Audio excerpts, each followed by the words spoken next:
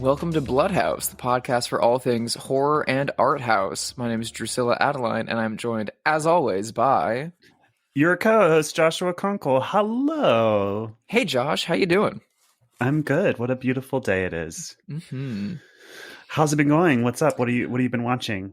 I am quite good. It's been a great week. I recently rewatched, and this is absolutely falls right into our category of art house and horror, the 90s classic Captain Ron. Oh my god. With Ken Russell. Oh my god, not Ken Russell. Not Ken Russell. With Kurt Russell. Kurt Russell, that's the one. God, he's so hot. Like, whenever I watch The Thing, I'm like, oof. And even in Death Proof, when he's like older. Oh, he can put his finger on my foot any day. I know. I'm maybe it's just because I'm getting older, but now, like, some of those actors, like, I just watched the video that David Arquette recorded in honor of Rocky Horror, where he does Eddie's Hot Patootie, and he just like made this video at home. I'll send it to you. It's so hot. He's so hot in it, and even in the new Scream, he's like, ugh, he's so sexy to me. Sexier than he's ever been. That photo of him and Kyle Gallner on the set of the new Scream, just like having a beer together. Yeah. Ugh, I want to be in between those two at the bar. No. Please. What was your feeling about Captain Ron upon rewatch? Oh, it's a delight for the whole family. Art. Capital A. Listen, of the trilogy of movies where Ken Russell, oh my god, where Kurt Russell has an eye patch. Same person. Yeah. Where Kurt has an eye patch. It's not the best of those three movies. It's certainly no Escape from LA. No. Well, nothing could be. I love Escape from LA. Me too. But he's so fucking hot in that movie. And he's an underrated comic actor. I think he's hilarious in Used Cars. I think he's hilarious in Big Trouble in Little China. I don't know. I think he's a delight. And more people should see Captain Ron. If only as a thirst watch. I don't remember anything about that movie. I think I saw it like as a kid when it came out and then never again. Well, I discovered upon this viewing that the son in that is the kid from The Nanny. So, Fran Drescher fans, check it out. Mm-hmm. The Kurt Russell movie that I watched the most as a kid was Overboard, because it was on twice a day on TBS my entire childhood. So I've seen that movie dozens of times probably. I want to do a double bill of like high art, low art movies, and I want to do Captain Ron with Roman Polanski's Knife in the Water. Oh my gosh, that's a great idea. And I want to do Overboard with Lena Wertmüller's Swept Away. I love that. I haven't seen Swept Away, so I'm down for Swept that. Away is great and so horny. Is it as good as Overboard? I mean, is anything as good as Overboard? Did you see the remake of Overboard a couple of years ago? They tried to fix it by like switching the genders, which is like, why does that make it better? There's nothing to fix. Well, also, why does it make it better if the man is the one to be gaslit and hoodwinked? I don't know. I don't think it's better. It's not a movie to remake because the chemistry of those two is what makes that movie. Yeah, Goldie Hawn and Kurt Russell together is like, you can't remake that chemistry. There's no other I think maybe because it was Anna, what's her name from the Scary Movie movies? Oh, Paquin? It's not Anna Paquin. Oh, no, not Anna Paquin. It's not Anna Paquin. Very much not her. What is her name? I want to say Anna Friel, but that's not right. She's from Pushing Daisies. She's a very famous comic actress, but she was married to Chris Pratt for a while. So I think that project was probably started for the two of them. Oh, and then they got divorced. This is all speculation. Please don't sue me. I can't get your name right, so you can't sue me anyway. I have a lawyer on speed dial right now. So what have you been watching, Josh? I hope it's as steamy as Captain Ron. Maybe a little steamier. I watched the Nicolas Cage movie Pig, which I hadn't seen. Oh, I really liked it. I really liked it a lot. It's not a horror movie, and I don't know if I thought it would be a horror movie. I don't know. I thought it would be maybe a little darker than it was. But it's very good. I'm here for like Nicolas Cage's new career as like the star of batshit B movies and art movies. You know, like I really liked Mandy. Oh, I adore Mandy. Yeah. Mandy really was a game changer, and it's so beautiful. And I hope Panos has a new film coming out soon. I Yeah. love his stuff. And Cage's new movie where he's playing himself looks delightful. Wait, what is that? I don't know about this. Oh, he has a new film called The Unbearable Weight of Massive Talent. Oh my God, that title is iconic. It is. In which Nicolas Cage plays himself. And this is the plot of the movie. I'm sure it is nothing like his life. He's short on money. Uh-huh. And he's having a hard time getting enough money from the roles. And so when he's offered like $1 million to spend the night on like a rich fan's island, in somewhere in Europe, he reluctantly agrees to it. And then shit goes off the rails. It looks insane. The cast looks amazing. Wow. And you have to check out the trailer. It's so funny. Yeah, I will as soon as we're off this call. I love Nicolas Cage. I have a lifelong sort of like affinity for him because weirdly, the first movie I remember watching in the theaters is Raising Arizona. And I don't know. Wow. I was like 5 or 6 when that came out. So I don't know why my whole family went to go see it in the theaters, but we did. And I remember really laughing a lot when the kid wrote fart on the wall. That's the only thing I remember about my first watch. And I love Valley Girl. It's one of my like top 10 favorite movies of all time. Oh, so I adore Valley Girl. I feel like so much of my personality is probably ripped off of that movie. I know, it's so good. I love 80s an amalgam LA. of the two of them. Ugh, I'm obsessed with, and that movie is like so peak at 80s LA because all of the music is like sparks off of Angst in My Pants, which is like that album just says 80s LA to me. It just seems like the whole soundtrack is like bleeding off of K-Rock. It's easily the best soundtrack of the 80s. So if you don't know about the soundtrack for Valley Girl, everyone, you should check it out. It's got so many jams on it, like Johnny Are You Queer by Josie Cotton, Angst in My Pants by Spark. I mean, just like the greatest new wave collection of songs probably assembled for a movie.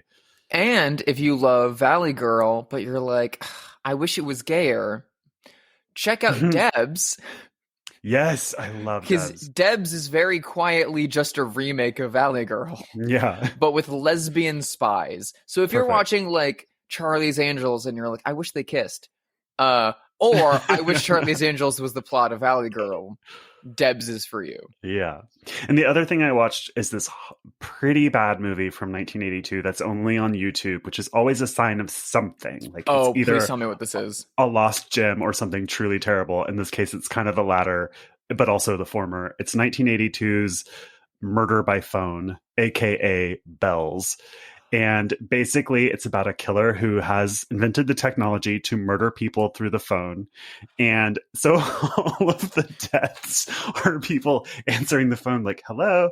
And then he's like, are you Drusilla? And then they're like, yeah. Yeah. And then he pushes a button and then they are like, they shake and shiver. And then their eyes start to bleed. And then they're projectiled, like thrown across the room to death. Wait a minute. All of the deaths are exactly, well, you don't have to watch the movie because yesterday I spent the morning cutting together a video, which is just the deaths from Murder by Phone to the song Hang Up the Phone by Annie Golden from the 16 Candles soundtrack. So I was going to say Hanging on the Telephone by Blondie would have been my choice. That would have been a good one too. I mean, the movie's so bad and so boring, but the deaths are really hysterical. So all you have to do is watch the deaths. This sounds amazing. Is this like an 80s like cable movie? Is this like an 80s like shot in video movie? What's It's not on shot. What is this? It's a studio movie. It does seem to have a budget. It stars Richard Chamberlain, who's like a name actor. What? His career was on the downward spiral by 1982, but he's like he was a heartthrob in the 60s. So it has real, and John Houseman, who's like kind of somebody, is in it. And what? It's so bad doing though. The Paper Drusilla. Chase in 82. What the hell? It's such a bad movie. It's very boring, but the death scenes are really great. So that's Murder by Phone, also known as Bells. And it does that thing where it has like the movie has the original title as the title card, which is Bells. So you'd think that it's sort of like Fall Break and The Mutilator. You turn on The Mutilator and then the title card says Fall Break. And it's like, that's the thing that I love so much as a horror fan. I adore that. Ugh, God, I need to go I mean, yes, please send me that little fan cam that you made. But also, like, I might want to watch that. That sounds like a peak, like, going to bed, put on, like, a crappy movie watch. Yeah, it's just boring enough to put you to sleep. So, yeah, I recommend it. Anyway, we're not here today to talk about bells. We're here I'm disappointed we're not. But... maybe next time. We're here to talk about the Yorgos Lanthimos joint from 2017, A24's The Killing of a Sacred Deer. 'Cause we got the fire, and we're burning one hell of a something. They're gonna see us from outer space. Yeah, I'm really sorry about Bod. It's nothing serious. No, it is. Like we're the stars of the human race. Human race. Where did you two go? This is a movie I love. This is my second time watching it. What's your history with this? Do you like this movie? Where are you at?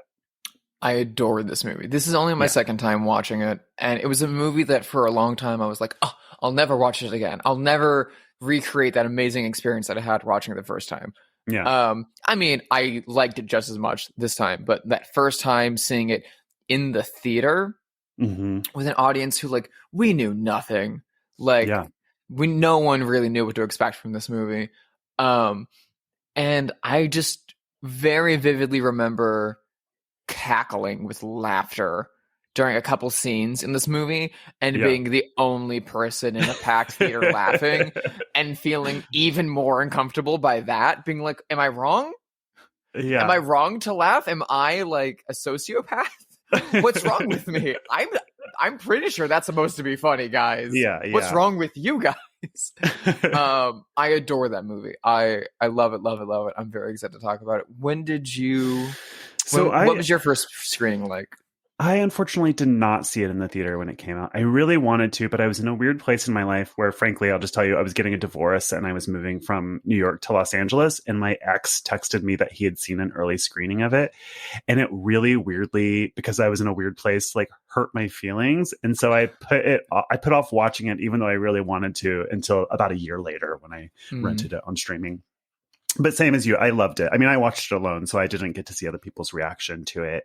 But I also found it really funny, sort of in like a Todd Solondz kind of a way, or the way that David Lynch is funny sometimes. Well, let's just start off with I'll try to give a synopsis for this movie. So basically, Colin Farrell plays a cardiologist or a heart surgeon. I don't know. A cardiologist. Yeah, that's correct. Thank you. Cardiologist. So he's a cardiologist. His wife, played by Nicole Kidman, is also a doctor. They have a perfect suburban life with a boy and a girl. And everything is perfect, except that Colin Farrell has developed a weird secret friendship with a teenage boy played by creepy Barry Keoghan. Is that how you say the last name? Keoghan? Yes. Okay. So played by a creepy Barry Keoghan. And it's a secret and it's very weird. And you don't know what the background is until he finally gets around to introducing this teenage boy to his family at a dinner. And you learn that that Colin Farrell is the doctor on whose table Barry Keoghan's father died 3 years before. And so he sort of, in this weird way, developed a friendship with this kid. The kid becomes more and more and more needy to the point where Colin Farrell starts to ignore him, at which point Colin Farrell's son, who's maybe like, I don't know how old kids are. He's 8 or 12 or whatever. I don't know. He could be an age. He can no longer use his legs and has to go to the hospital.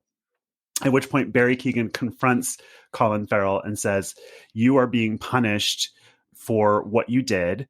And you now have to choose one of your family members to die to even the score with the loss of my father. And they don't call it a curse, but it's kind of operates like a curse. And he says, it will happen in 4 phases. If you don't choose somebody, all of your family members are going to, 1, lose the use. They're going to lose the use of their limbs. 2, they're going to starve themselves to the point of starvation, like resist, reject food to the point of starvation. 3, they will bleed from their eyes. And 4, they will die. So he has to choose someone to kill or else they'll all die by by way of this curse, and things get worse from there. that's like the launch into Act 2, I think. So yeah, would you add anything to that or change anything? No, that's about it. It's a very mysterious and disturbing setup, and what follows is, I mean, could be seen as a lot of dry scenes of like medical tests and interventions where they're like trying to figure out what's the cause of this paralysis that's affecting his son and eventually his daughter. Yeah. And it builds into this like medical mystery on top of, you know, this revenge plot mixed with this like very sadistic, dark family dynamic. Very much from the director of Dogtooth. Yes. Yeah, it's really a harrowing watch. It has an interesting tone because if you've seen any other movies by Yorgos Lanthimos, which is like The Lobster or The Favorite or Dogtooth, he has a really interesting way of directing and writing and directing dialogue. So like the characters will have these pretty mundane conversations and they speak in this really flat, affected way that clearly he's directed them to do because, you know, we've all seen Colin Farrell and Nicole Kidman movies where they talk like normal people. But in this movie, they'll have these conversations that are very comically mundane and they have this really flat way of speaking. So there's a scene where they're all at the dinner table and Nicole Kidman says to her daughter, "You have lovely hair." And the daughter's like, "Thank you." And then the boy's like, "What about my hair?" And she's like, "You have lovely hair too. We all have lovely hair." And then we cut away from the scene. And so it sort of feels like Stepford Wivesy, or it feels like it was written by AI or aliens or something. Like it's pretending to be normal, but is actually something menacing underneath. There's another scene where they're like at an event and someone's asking about the kids, and Colin Farrell just unprompted is like, "Our daughter began menstruating last week. She was a little scared at first, but I think she's come around," or something like that. He just says it's so flat. It's just like the weirdest thing to say. But it's not like this family's a bunch of weirdos. Everyone in this world behaves this way. The movie opens with a real open heart surgery, which is like immediately tough to watch for someone like me. Medical stuff. I can watch any kind of torture or whatever in a horror movie when it comes to like medically accurate stuff. And this is an actual open heart surgery. Is it really? I didn't know that. Yes, it is. And it's gross. No, thank you. I have to ask you really quickly. Let's pause from the movie just for a second because I want to know how you feel about Dr. Pimple Popper and like cyst popping videos. Well, this is when I'll take a little aside to say they're fucking disgusting. However, I love them. My mother is a former esthetician. Oh, really? So that was her job. And so she trained me from a young age to do that on myself. And so I can do that on myself, no problem. And I do it quite frequently. Do you like to peel sunburns or anything, or pop water blisters? Is that not your vibe at all? No, that's gross. But when I was back in Indiana, I would like come downstairs kind of early and I saw my mother watching just like a compilation of all of those videos or something while just eating her breakfast. And I was like, "You're disgusting, Patricia. You were absolutely disgusting." Okay, I just had to take that aside. You were talking about the open heart surgery and how gross it is. Yeah. So after that, we're introduced to Colin Farrell and his, I can never pronounce the name of this role that someone performs in a surgical team, but the person who administers anesthesia, an anesthesiologist. I can't say it. They're just, after the open heart surgery, are having a very stilted conversation about watches and their water depth and what kind of band they prefer, a metal or a leather band. And it's just insane. And like Barry Keoghan has the most, it affects him the most because he has that kind of stilted dialogue with that kind of like hooded eye look to him. And he's saying these horrible, horrible things to Colin Farrell and Nicole Kidman, but then he will just jump from like, "Your family's gonna die and this terrible thing's gonna happen to you, but I gotta get to class or I'm gonna be late." Ha. And it makes all of the proceedings so much more terrifying and Yeah, unnerving. the dialogue and tone is really interesting that way, because there'll be this like your point about the watches, walking down the hallway talking about watches. It's the most mundane conversation, but the way that it's shot and the music underneath makes it seem really creepy. And then on the reverse of that, there'll be these scenes. There's one scene where the two kids are trying to figure out which one of them is going to be killed to lift this curse, but it's delivered in such a conversational, sort of mundane way. So it's like the whole thing, no matter what you're talking about, gets this kind of treatment that it's so interesting. It's so funny to see, two siblings fighting over which one of them is going to die, but doing it in a way that feels like, no, which one of us is going to go do yard work. Yeah, it's so bratty too in real. Like the girl's like, I lost my MP3 player. Do you think I could have yours when you're dead? Just like, I love that line. And the way she cool. sets it up as like something really tragic happened. I lost an MP3 player. It's the second one that I've lost in a week's time. When you die, can I have your MP3 player? I love the daughter because she has like horse girl vibes, like choir girl vibes. You're like, how like when you're in school, there's like always a choir girl who is like, it's always a Disney song, and it will be like a whole new world, and then all the moms will be like, oh, she's really good. You know what I mean? That's my stepsister. That is exactly my stepsister. This is a choir still girl that who, person. oh god, this is a choir girl who cannot sing but believes that she can. And the original trailer is just a cappella, her singing, "We're gonna let it burn, burn, burn," whatever. It's so funny to me. It reminds me of the British sitcom Absolutely Fabulous. There's a runner throughout the entire series where the character Eddie is trying to write a pop song for years and years and years. So randomly throughout the series, she'll just be like, I'm walking down the road. People stop and say hello. And that's like the only point of it that she's ever written after years and years and years. So it kept making me think of that. So I want to ask you. Yeah. Because you've mentioned, this 4-stage affliction happens to the family. And we get a lot of the movie dedicated to finding out like a medical reason behind it, but as you mentioned, it kind of has a curse feeling to it. What is your take on that? Well, I don't know if you can really know, but I was struck that a lesser movie, or I guess I shouldn't say that, like a more commercial movie would explain it. There would be a scene where he like goes to a witch or a voodoo priest to have this set up, or it would just be more explained. Instead, what we get is like, it just is never explained. He shows up at the hospital. He says what's going to happen to Colin Farrell's character. Colin Farrell passes that to his family. And so everyone is operating with the belief kind of that this is for real, because it's certainly showing signs of being real. The kids lose their ability to walk and so forth.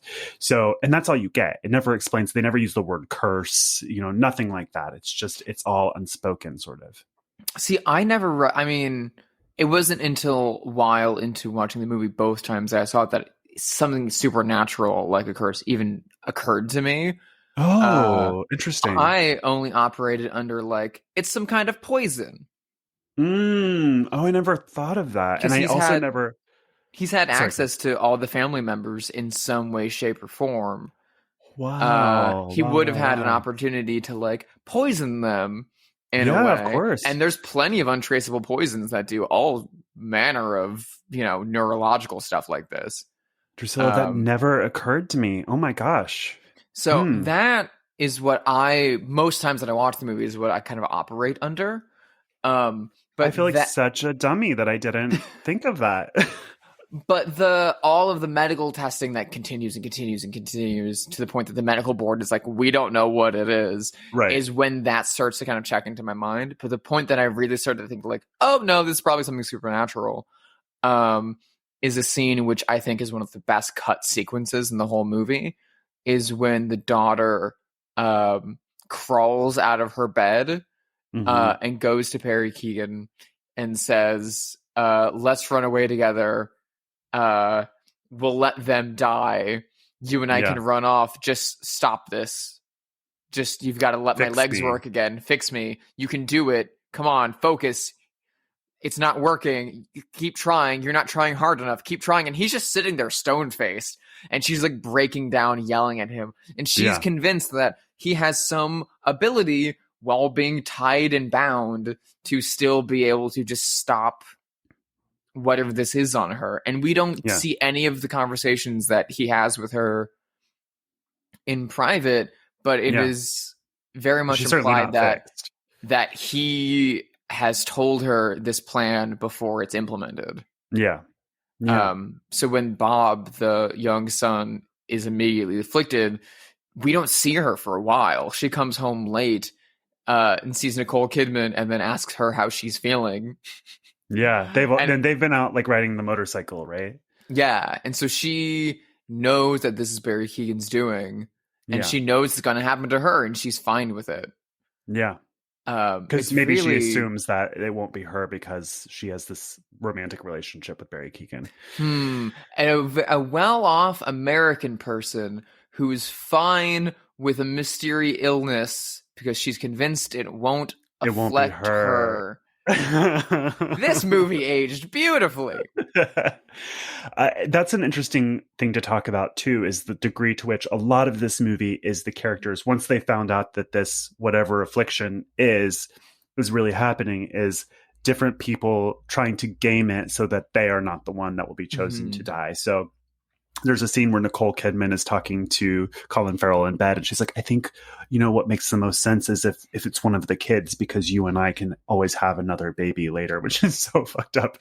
And, then we already talked about the kids in the room trying to figure out which one of them it will be. And the boy's like, well, Mom told me that she bought me a piano that is arriving in a month. So, you know what I mean? Just stuff like that. So it's like, there's like a debate and kind of like almost, Succession-ish sort of fucked up like debate about which one of it's going to be. And the finale of that is very upsetting and awful, very much so. What I find interesting is through all of those conversations, there isn't a point where like Nicole Kidman comes to Colin Farrell and says, you know what?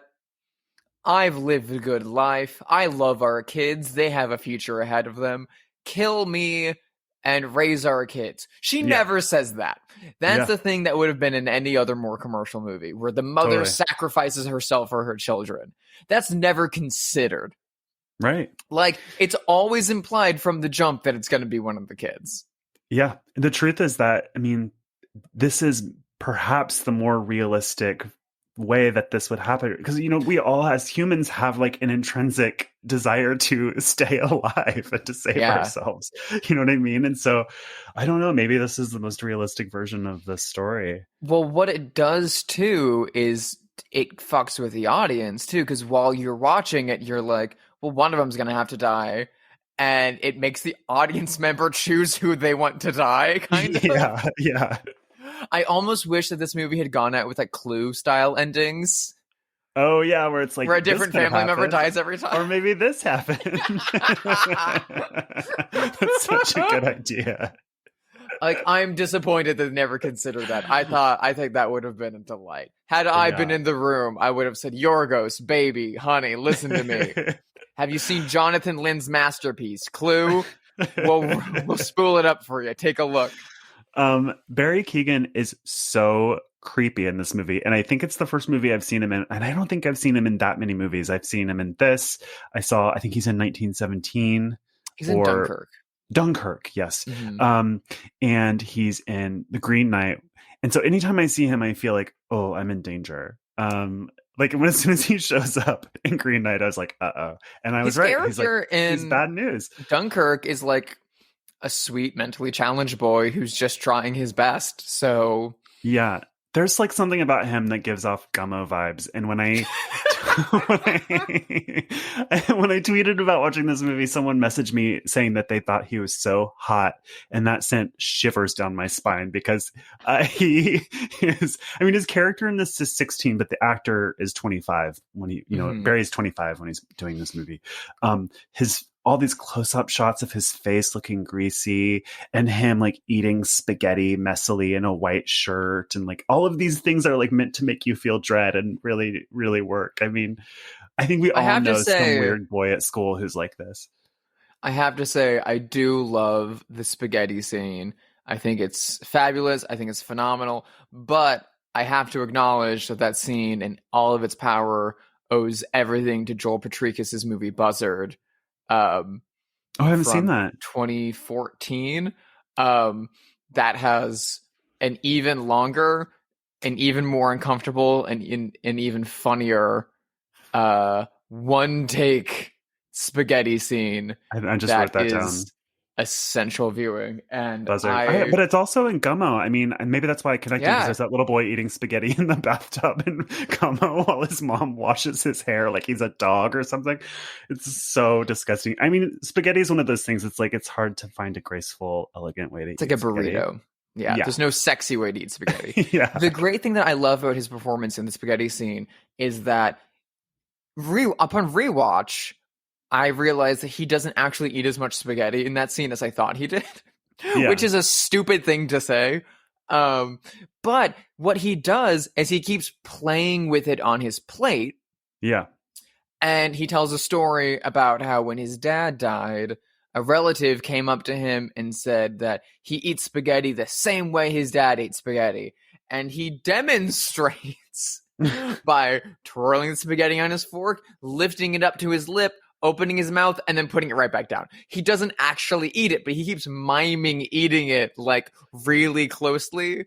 I feel like that's the way that people eat in movies, though, which is like no one actually eats like that. You know what I mean? Like there's always like a girl at a table who has like one piece of food on a fork, and then she never actually puts that in her mouth and swallows it, because every time she's about to put it in her mouth, she has something more to say.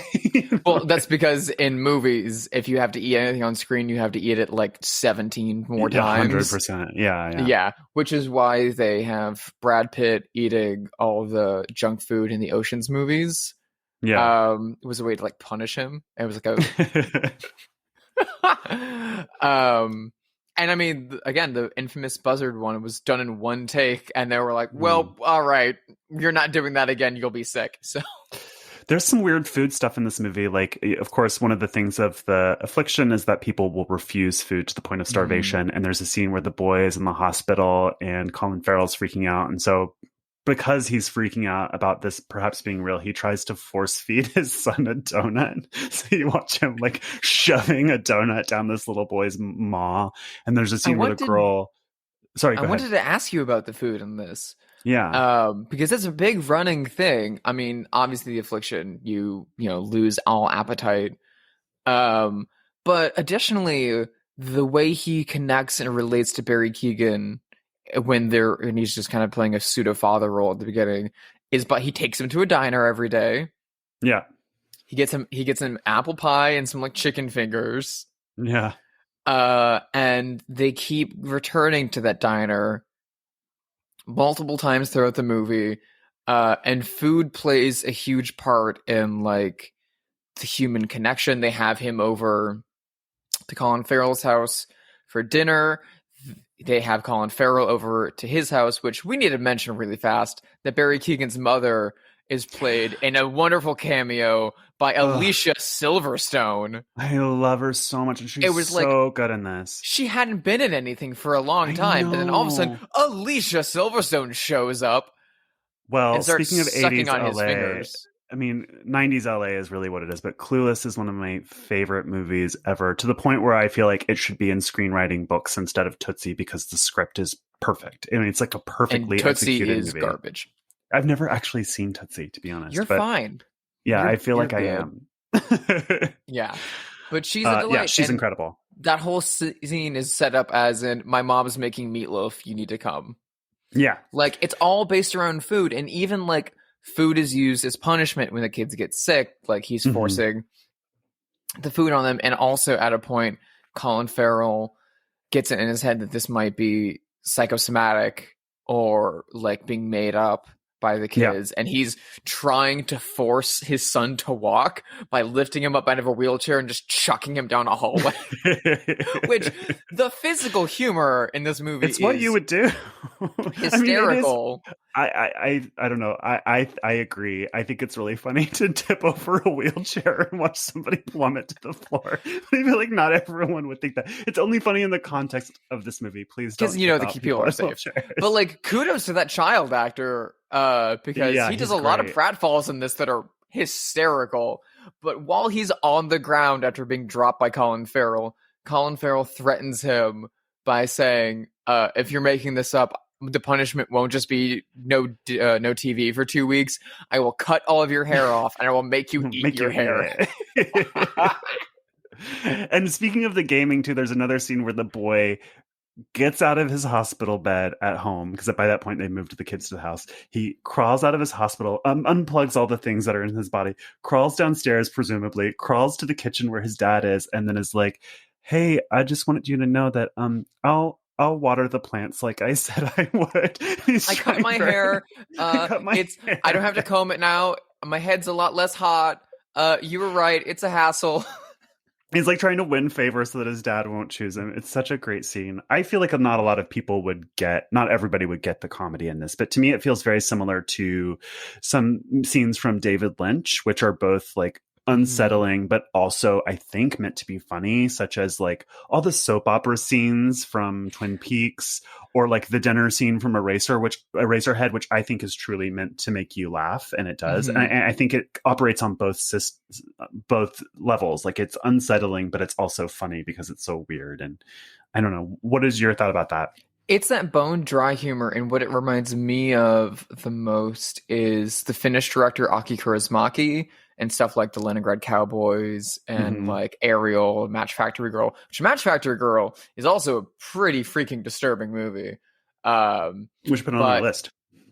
It's a delight. It's a bit more low key. I mean, that kind of like Jim Jarmusch vibe. But I find his movies absolutely hysterical, and it will just be like a stoned-faced Finnish man after having like put all of his money into buying like a vintage car, and he's like, I'm going to drive away from here. I am going to make a life, as the car like slowly falls off like a cliff behind him, and you're like, your life's ruined. Yeah.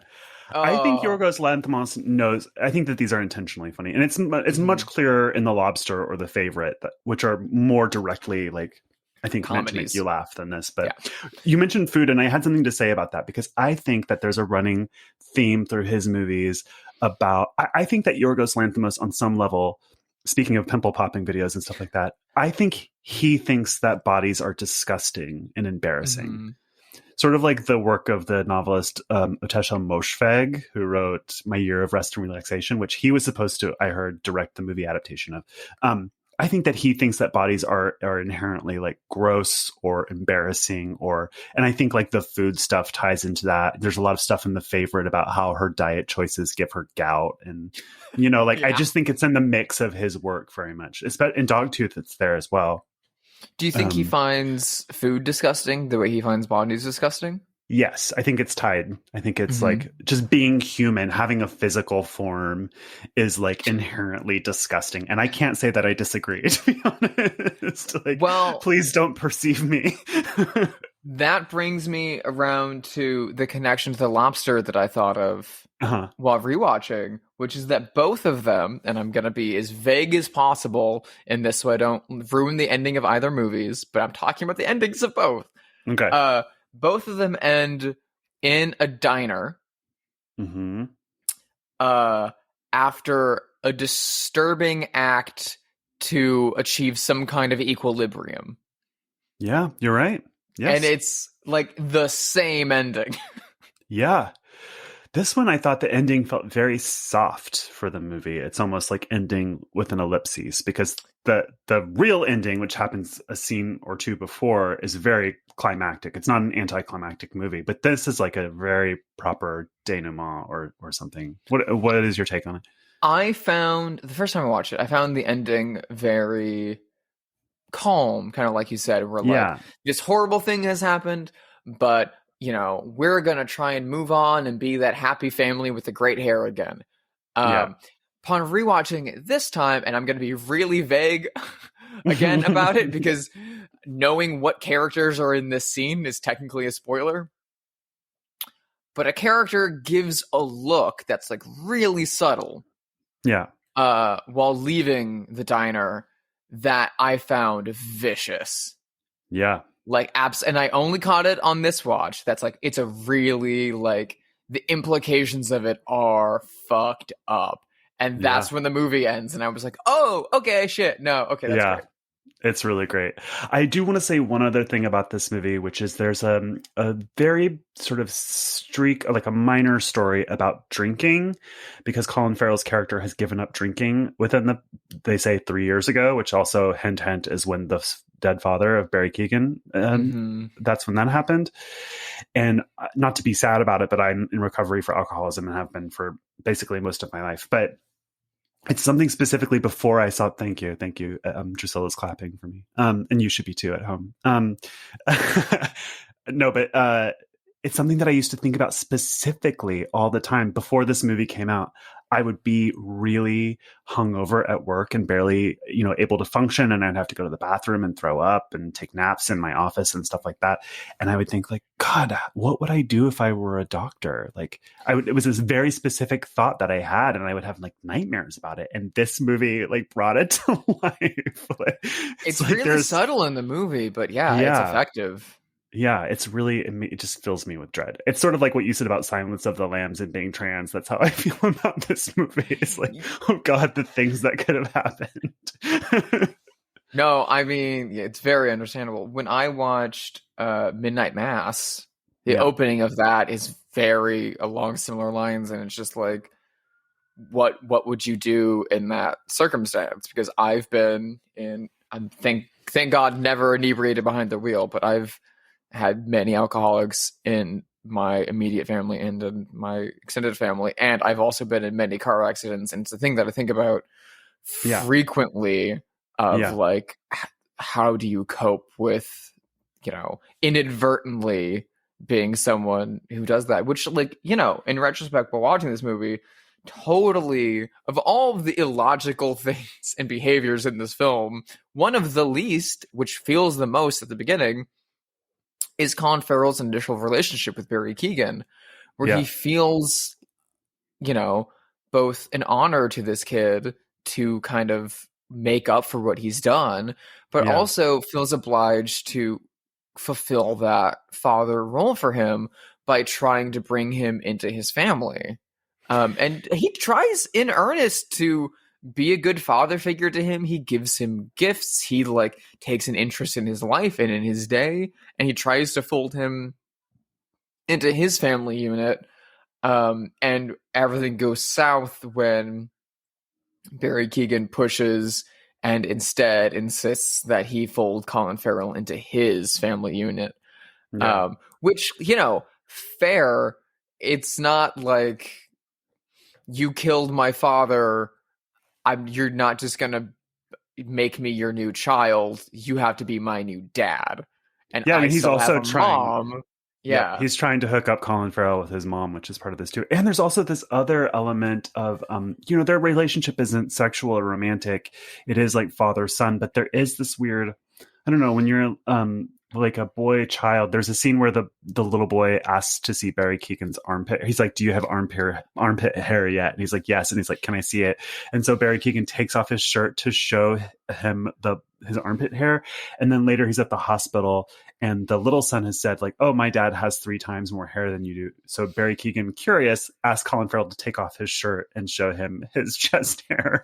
It's just such a weird runner through the movie, but also feels very true in the way that, like some men inhabit their bodies and like being obsessed with things like body hair. And again, it speaks to like what I think is Yorgos Lanthimos' like interest in the human body and how it is or is not gross, or the ways that it traps you or betrays you, or it was just like a really interesting thread that I noticed. I just have to mention really quickly that when I saw the movie, the big scene where I laughed at something that everyone else stayed dead silent for was the scene where Colin Farrell takes off his shirt. I thought that was so weird the and funny. funniest, most upsetting thing in the world. Funny. Yeah, it's and very everyone upsetting. was dead silent, and I was like, "You guys suck. This is hilarious." It made me think of like all the debate about licorice pizza and the age gap. I was like, what would these people say about the killing of a sacred deer? You guys were not watching it from this lens, and also, yeah. Oh my god. Yeah, Well, I mean, the relationships are probably equally as sexual. Though, speaking of sexual relationships in this film, can we quickly talk about the sexual relationship between Colin Farrell and Nicole Kidman? Yeah. Yeah, very early in the movie, we see them have sex, and Nicole Kidman takes off her clothes, lays down on the bed on her back, and stays still like she's a corpse or like she's asleep.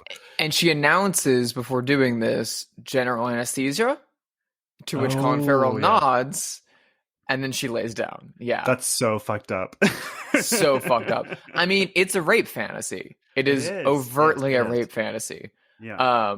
And later in the movie, when she has come to the realization that he has to kill one of them, and she does not want it to be her, it's shot the same way. She comes into the room, Colin Farrell's on his side of the bed, and she, without asking, just undresses, lays down in that position, and all Colin Farrell does is just turn the light off and go to sleep.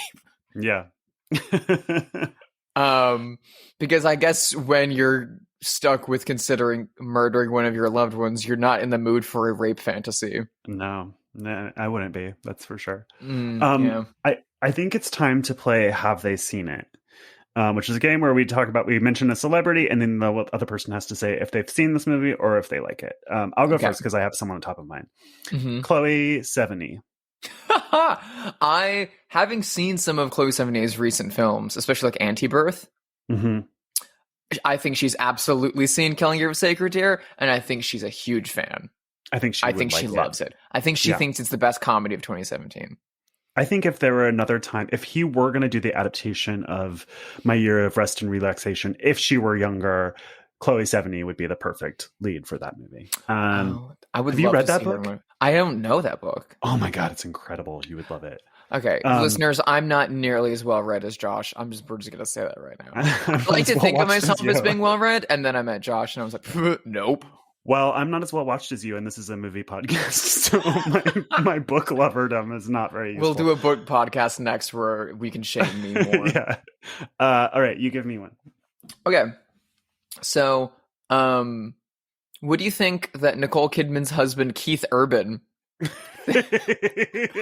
thinks of Killing of a Sacred Deer? Do you think he's seen it? I think that he probably would have had to have seen it.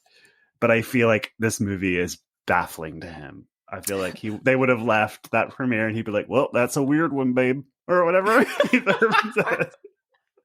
Or, like something, because I'm Southern originally. So I think of all these like cute things that my Southern relatives will say, like, takes all sorts. Like, he would have said something like that, I think. And more power to him. At least he's trying. Yeah. Let me think of somebody. Do you think that who's the filmmaker that makes like Transformers and stuff? Michael Bay. Yes. Do you think that Michael Bay has seen this?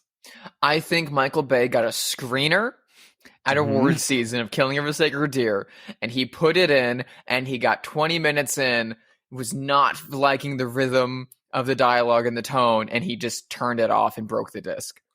I think I'm going to put myself out here and be a really big snob right now. I don't think that Michael Bay gives a shit about movies. And I think that I think that Michael Bay is somebody who is, if he watches a movie at home with his wife or younger girlfriend is what I imagine. I don't know what his personal situation is. I imagine he has like a 22-year-old girlfriend. Man, we're both getting sued on this episode. I think they lay in their giant California King with a movie on, and I think that Michael Bay doesn't look up from his phone once. I think that he is on his phone the whole movie. And I think if he has seen this movie, that's the way that he watched it. I think, and I'm going to be kind to Michael Bay here. Okay.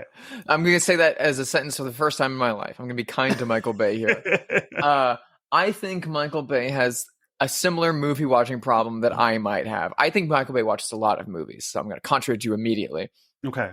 But I think Michael Bay might have undiagnosed ADD or ADHD, or maybe diagnosed, who knows?